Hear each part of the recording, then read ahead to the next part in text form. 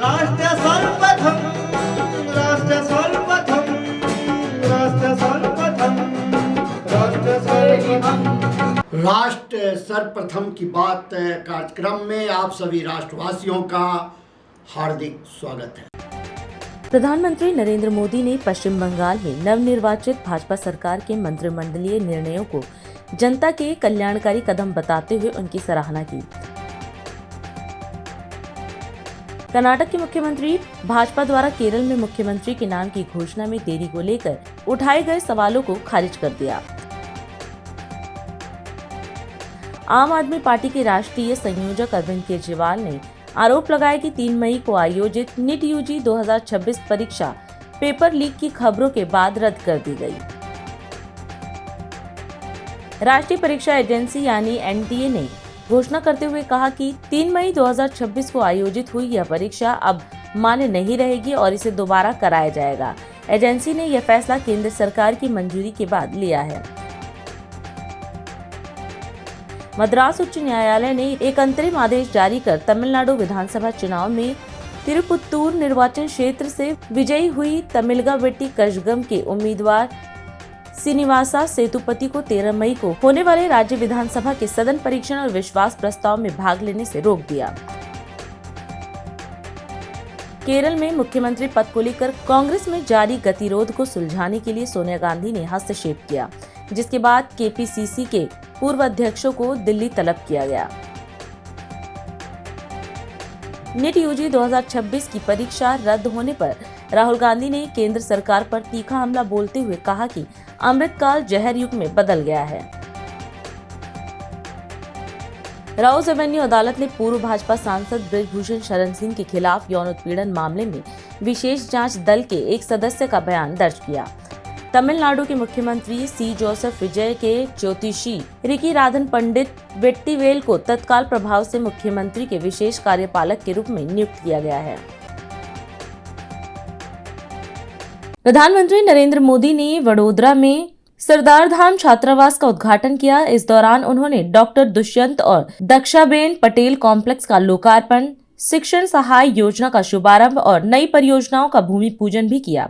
अपने संबोधन में प्रधानमंत्री ने कहा कि ये सभी परियोजनाएं राष्ट्र निर्माण में महत्वपूर्ण भूमिका निभाएंगी। प्रधानमंत्री ने कहा कि ऐसे संस्थान युवाओं के करियर निर्माण के केंद्र बनेंगे। प्रधानमंत्री ने गुजरात निकाय और पंचायत चुनाव में भाजपा की जीत पर खुशी जताते हुए कहा कि गुजरात के लोगों ने हमेशा राजनीतिक स्थिरता को महत्व दिया है।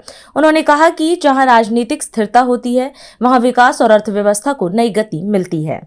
वडोदरा में सरदार धाम से जुड़े एक अत्यंत महत्वपूर्ण प्रोजेक्ट का लोकार्पण और शिलान्यास भी हो रहा है। डॉक्टर दुष्यंत और दक्षा पटेल कॉम्प्लेक्स का लोकार्पण, शिक्षण सहाय योजना का शुभारंभ, नई परियोजनाओं का भूमि पूजन, ये सभी कार्य भविष्य में राष्ट्र निर्माण के प्रभावी प्रकल्प साबित होंगे। एक तरह से ये संस्थान युवाओं के लिए भविष्य के कैरियर के लॉन्चिंग पैड का काम करेंगे। मैं आप सभी को,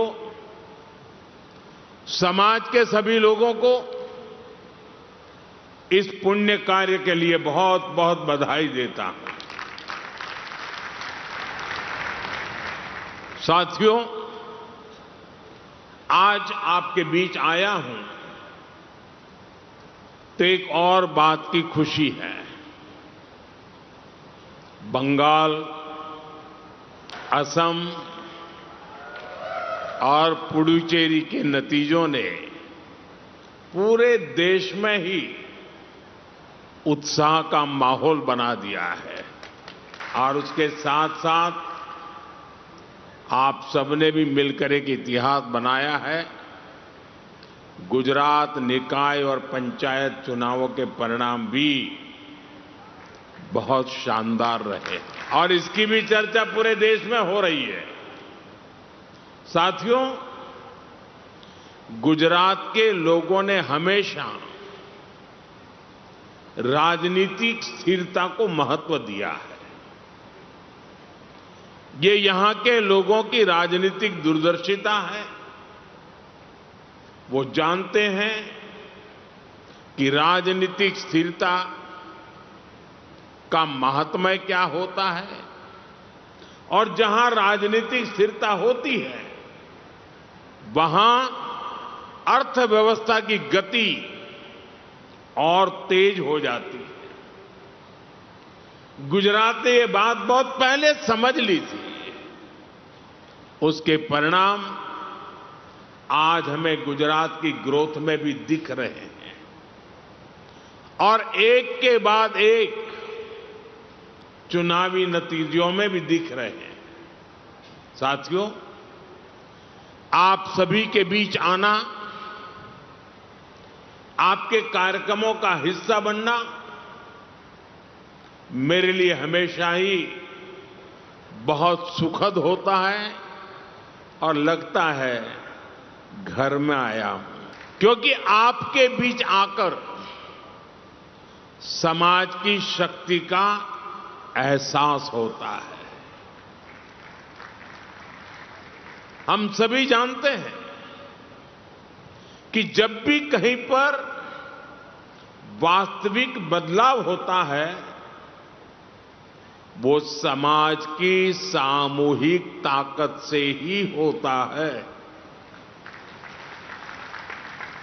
खासकर जिन जिन समाजों ने शिक्षा को प्राथमिकता दी है, शिक्षा में समान भागीदारी को अपना लक्ष्य बनाया है, वो समाज हमेशा आगे बढ़े हैं। उन्होंने नई ऊंचाइयों को छुआ है। इसलिए भाइयों बहनों, सरदार धाम के हर प्रयास में जब भी मुझे मौका मिलता है मैं हमेशा आपके साथ खड़े होने का प्रयास करता हूं। हेमंता बिस्वा शर्मा ने असम के मुख्यमंत्री पद की शपथ ली। इसके साथ ही वे राज्य में लगातार 2 कार्यकाल तक मुख्यमंत्री बनने वाले पहले गैर कांग्रेसी नेता बन गए हैं।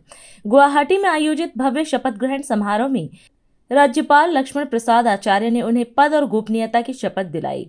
इस समारोह में प्रधानमंत्री नरेंद्र मोदी, गृह मंत्री अमित शाह, रक्षा मंत्री राजनाथ सिंह, वित्त मंत्री निर्मला सीतारमण और भाजपा के राष्ट्रीय अध्यक्ष समेत कई वरिष्ठ नेता मौजूद रहे। वहीं इस अवसर पर दिल्ली की मुख्यमंत्री रेखा गुप्ता ने मीडिया से बातचीत में कहा कि मां कामाख्या के आशीर्वाद और जनता के विश्वास से असम में फिर भाजपा सरकार बनी है, जो प्रधानमंत्री नरेंद्र मोदी के नेतृत्व में विकसित भारत की यात्रा को आगे बढ़ाएगी। ये मां कामाख्या देवी की ही कृपा है जो असम में फिर से तीसरी बार भारतीय जनता पार्टी की सरकार बन रही है।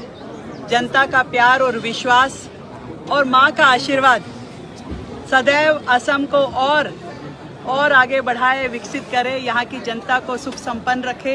हम सब आदरणीय नरेंद्र मोदी जी के नेतृत्व में विकसित भारत, विकसित असम की इस यात्रा को तय करें। रमेश नगर स्थित श्री सनातन धर्म मंदिर बड़ा मंदिर में सोमवार को श्रीमद् भागवत कथा ज्ञान गंगा सागर का भव्य शुभारंभ हुआ।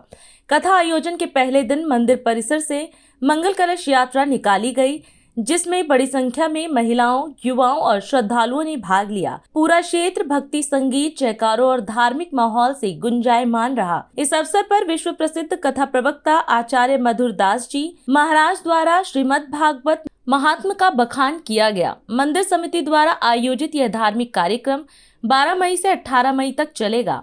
कथा का समय प्रतिदिन दोपहर 3 बजे से रात्रि तक निर्धारित किया गया है। आयोजन स्थल पर श्रद्धालुओं के लिए विशेष व्यवस्थाएं की गई हैं। आयोजकों के अनुसार कथा के दौरान प्रतिदिन अलग अलग धार्मिक प्रसंगों का वर्णन किया जाएगा। पहले दिन पूजन, मंगल कलश परिक्रमा और श्रीमद् भागवत महात्म्य का आयोजन किया गया। आगामी दिनों में व्यास जी का अवतरण, परीक्षित जन, ध्रुव चरित्र, अजामिल चरित्र, प्रहलाद चरित्र, नरसिंह अवतार, श्री कृष्ण जन्म, गोवर्धन पूजा, श्री कृष्ण बाल लीलाएं और रुक्मिणी विवाह जैसे प्रसंगों का श्रवण कराया जाएगा। वसुदेव सुतं देवं कंसचाणूरमर्दनं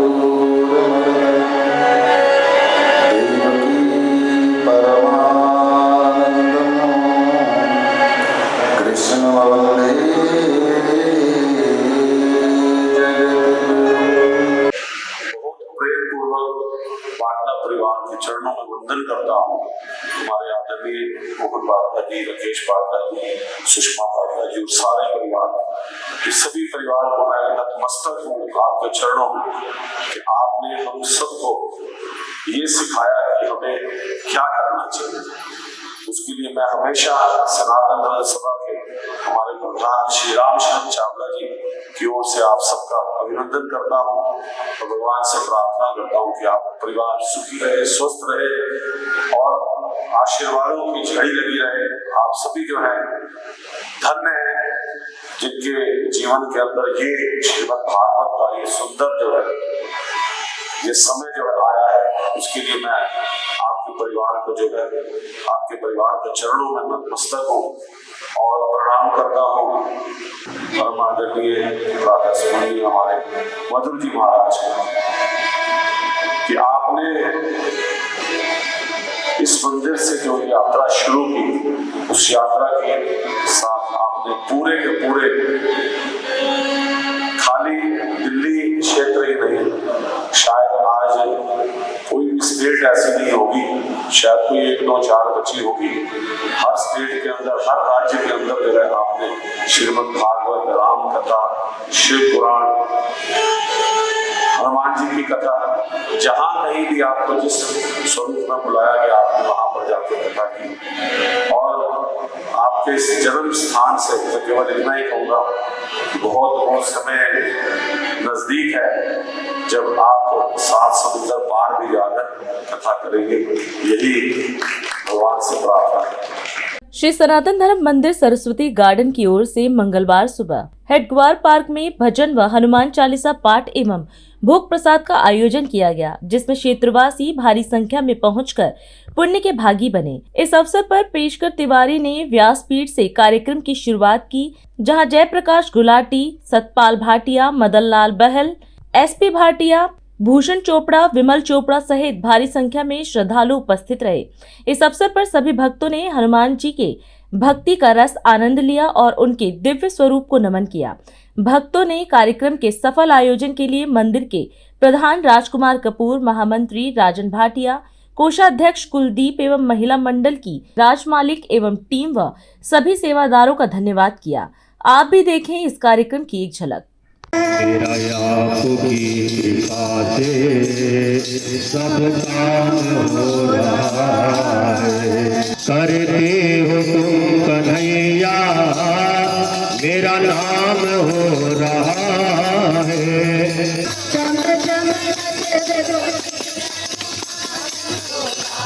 सब कर राम तपस्वी राजा,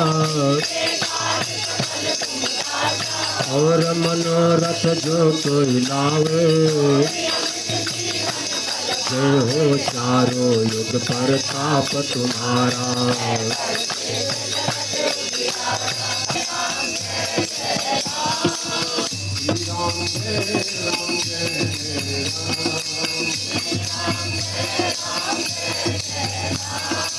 मैं आपको सबको बताना चाहता हूँ कि जुलाई 2022 में ये हनुमान चालीसा पाठ पार्क में जो जुलाई 2022 में उदयपुर में कन्हैया टेलर की विधर्मियों द्वारा हत्या की गई थी, उसको प्रोटेस्ट करने के लिए और उनको श्रद्धा सुमन अर्पित करने के लिए ये पाठ आरंभ किया गया था और तब से ये अविरल चल रहा है।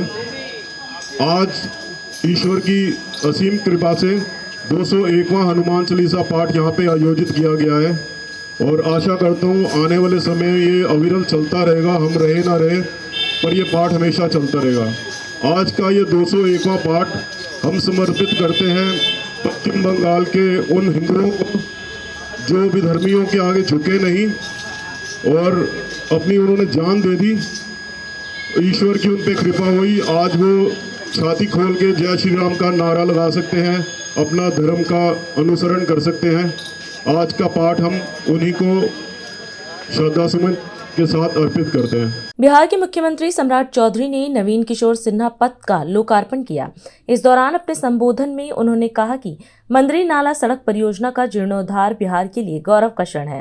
मुख्यमंत्री ने पूर्व मुख्यमंत्री नीतीश कुमार और मंत्री नितिन नवीन का आभार जताते हुए कहा कि उनके प्रयासों से मंदरी नाला का पुनर्निर्माण और 4 लेन सड़क का निर्माण संभव हो पाया। सम्राट चौधरी ने कहा कि 31 मार्च 2027 तक इस सड़क को सीधे मैरी प्राइम से जोड़ने का काम पूरा किया जाएगा। उन्होंने कहा कि सड़क बनने के बाद यह पूरा इलाका रिहायशी क्षेत्र से व्यावसायिक केंद्र के रूप में विकसित होगा। साथ ही पटना के दोनों ओर नए शहर बसाने की योजना पर भी जोर दिया। आज हमारे लिए गौरव का क्षण है कि मंदरी नाला का जीर्णोद्धार और पिछले 40-45 साल से मैं इस शहर को देख रहा हूं और 81 से जब से पटना आया, क्योंकि बगल में वीरचंद पटेल पथ में पिताजी रहते थे, तो इस पूरे इलाके को देखता रहा और ये नाला फिर बड़ा नाला बना और धीरे धीरे इस पूरे इलाके के लिए एक अभिशाप दिखता था। लेकिन मैं धन्यवाद देना चाहता हूं तत्कालीन मुख्यमंत्री नीतीश कुमार जी को और हमारे भाई जो आज राज्यसभा के सांसद हैं आदरणीय नितिन नवीन जी को, जिन्होंने ये चिंता किया कि मंदरी नाला का जीर्णोद्धार करना है और इस पर 4 लेन सड़क बनाना है। आज बन गया साथियों, मैं दोनों का धन्यवाद करूं। और आगे भी नितिन जी, जब मैं वित्त मंत्री था तो इन्होंने कहा आधा काम तो हो गया, आगे इसको मैरीन ड्राइव से जोड़ दीजिए। और अभी इन्होंने चर्चा किया, यहां पर मुख्य सचिव बैठे, मैं जरूर आश्वस्त करता हूं कि 31 मार्च 2027 को आइए अध्यक्ष जी, इसको सीधे मैरीन ड्राइव से जोड़ने का काम बिहार की सरकार अब करेगा, क्योंकि ये पूरा जाम का इलाका है और इनकम टैक्स से लेकर गांधी मैदान लोगों को जाने में जो दिक्कतें होती रही है, उसका एक वैकल्पिक रास्ता भी है और ये पूरा संरचना बदलने वाला। इस इलाके के लोग तो स्वयं तंग होते ही थे। ये पूरा पटना जाम की स्थिति को देखता था। अब स्वाभाविक तौर पर ये सड़क बन जाने के बाद ये पूरा इलाका रेसिडेंशियल के जगह अब कॉमर्शियल होने जा रहा है। अब तो यहाँ बड़े बड़े मॉल खुलने लगेंगे और ये पूरी अर्थव्यवस्था बदलने वाली। इसलिए पूरी संरचना के लिए मैं नीतीश कुमार जी को, नितिन नवीन जी को और पूरी टीम को मैं धन्यवाद देता हूं कि इस पूरे के इलाके के विकास के लिए काम हुए। लेकिन साथियों, यही नहीं रुकना, अभी बहुत काम है।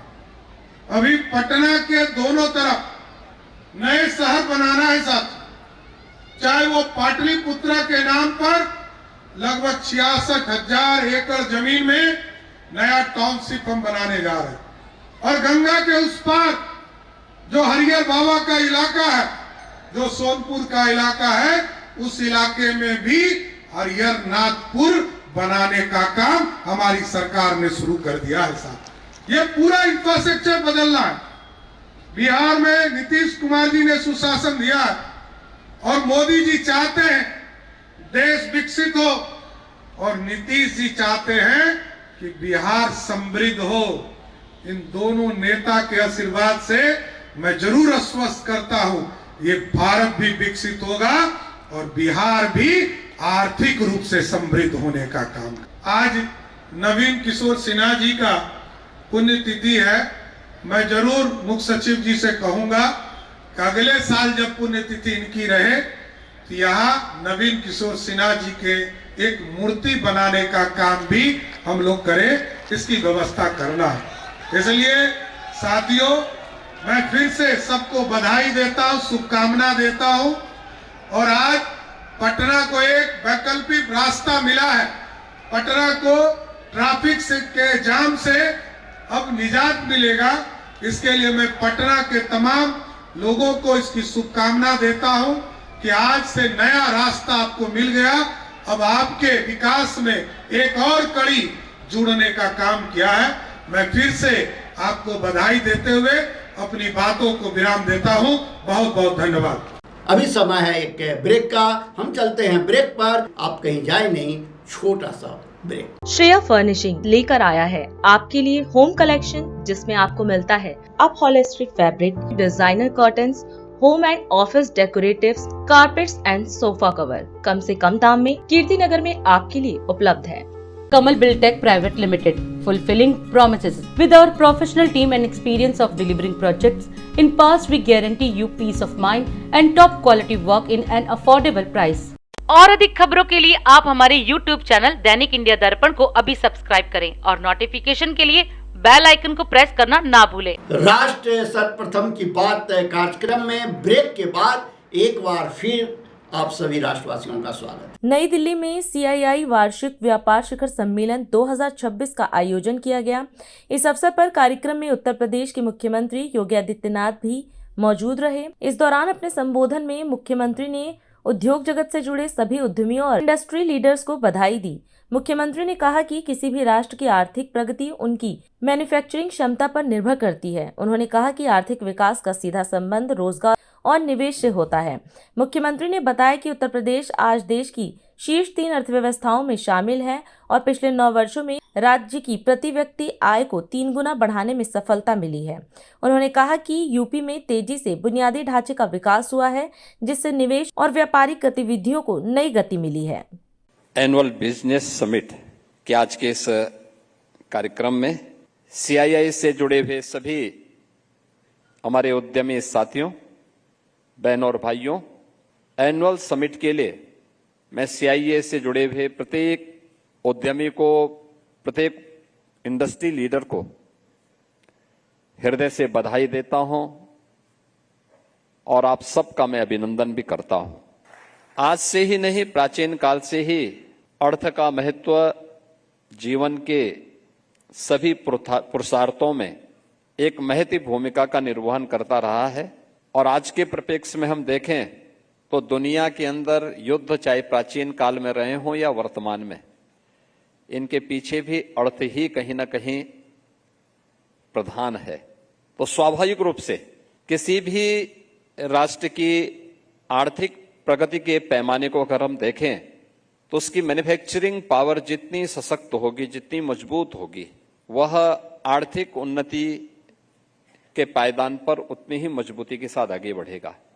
और इसलिए आज के परिप्रेक्ष्य में जब हम देखते हैं तो कोई भी देश अपने उद्यमियों का उपेक्षा करने का जोखिम नहीं ले पाता और लेना भी नहीं चाहिए, क्योंकि जब हम चर्चा करते हैं इकोनॉमिक ग्रोथ की तो केवल वह इकोनॉमिक ग्रोथ तक ही सीमित नहीं होता है, उसका सीधा संबंध एम्प्लॉयमेंट्स के साथ भी होता है। जो उत्तर प्रदेश 2017 के पहले देश की बड़े राज्यों में बॉटम 3 इकोनॉमी में गिना जाता था, आज वह देश की टॉप 3 इकोनॉमी में वह यूपी मजबूती के साथ सबसे तेज इकोनॉमिक ग्रोथ के साथ आगे बढ़ रहा है। हमने इन 9 वर्षों में उत्तर प्रदेश की पर कैपिटा इनकम को 3 गुना करने में सफलता प्राप्त की है। मैं एक बार फिर से CII एनुअल समिट के अवसर पर आप सबके समिट के प्रति अपनी शुभकामनाएं देता हूं और मैं आप सबको उत्तर प्रदेश में भी आमंत्रित करूंगा कि आप उत्तर प्रदेश में आइए, उत्तर प्रदेश की ग्रोथ को देखिए, उत्तर प्रदेश की उन संभावनाओं के में आप भी अपना योगदान देंगे तो हमें प्रसन्नता होगी। आप सबके प्रति मेरी मंगल में शुभकामनाएं हैं। धन्यवाद। जय हिंद। आम आदमी पार्टी के संयोजक अरविंद केजरीवाल ने देश की आर्थिक स्थिति को लेकर प्रधानमंत्री नरेंद्र मोदी पर निशाना साधा। एक प्रेस वार्ता को संबोधित करते हुए केजरीवाल ने कहा कि प्रधानमंत्री द्वारा देशवासियों से पेट्रोल डीजल की बचत करने, विदेश यात्रा कम करने और सोना न खरीदने जैसी अपीलें यह संकेत देती हैं कि देश आर्थिक संकट के दौर से गुजर रहा है।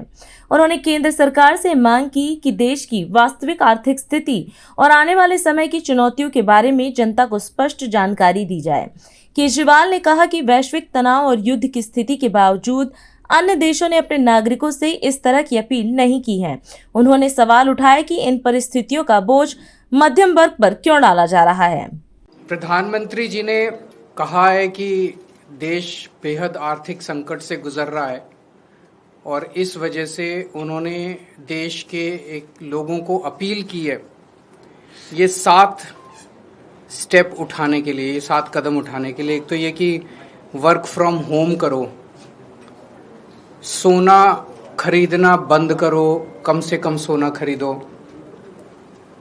तीसरा, तेल की बचत करो, पेट्रोल डीजल की, पब्लिक ट्रांसपोर्ट इस्तेमाल करो।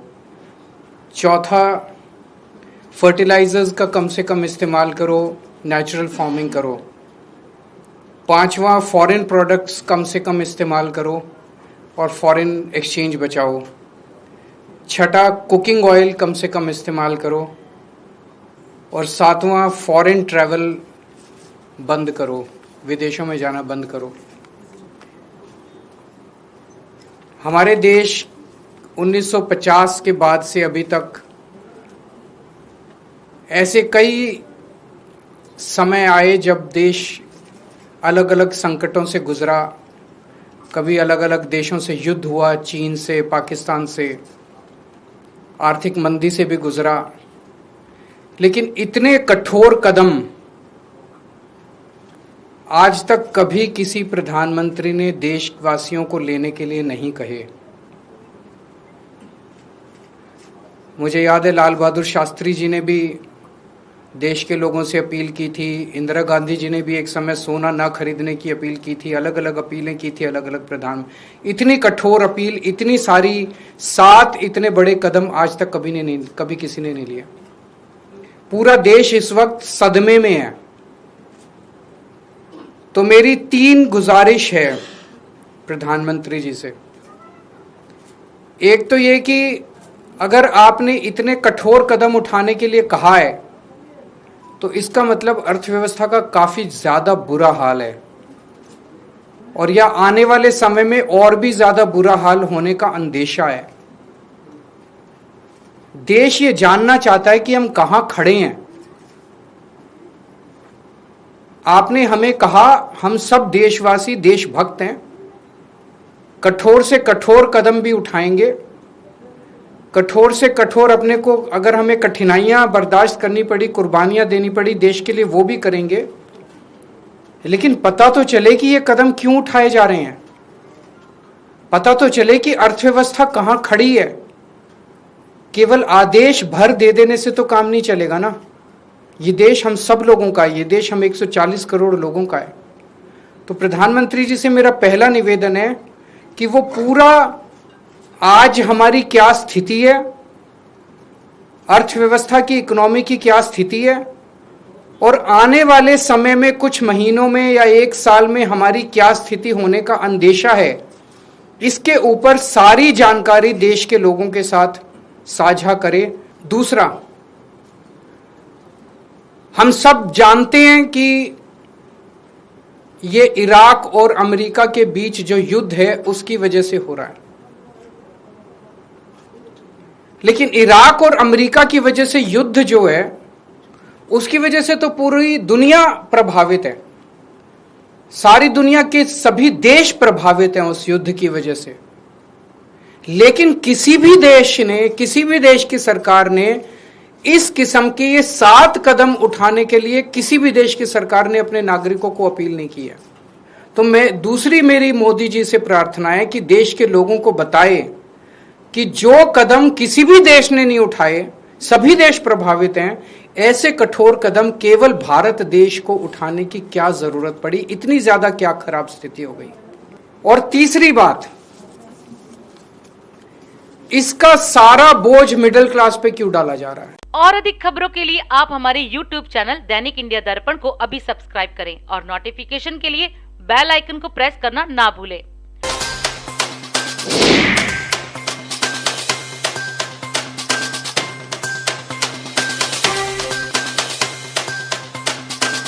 आज हम इस कार्यक्रम में आपसे विदा लेते हैं। आप अन्य खबरों के लिए बने रहे। राष्ट्र सर्वप्रथम, वंदे मातरम, जाग उठा है भारत। राष्ट्र सर्वप्रथम, राष्ट्र सर्वप्रथम।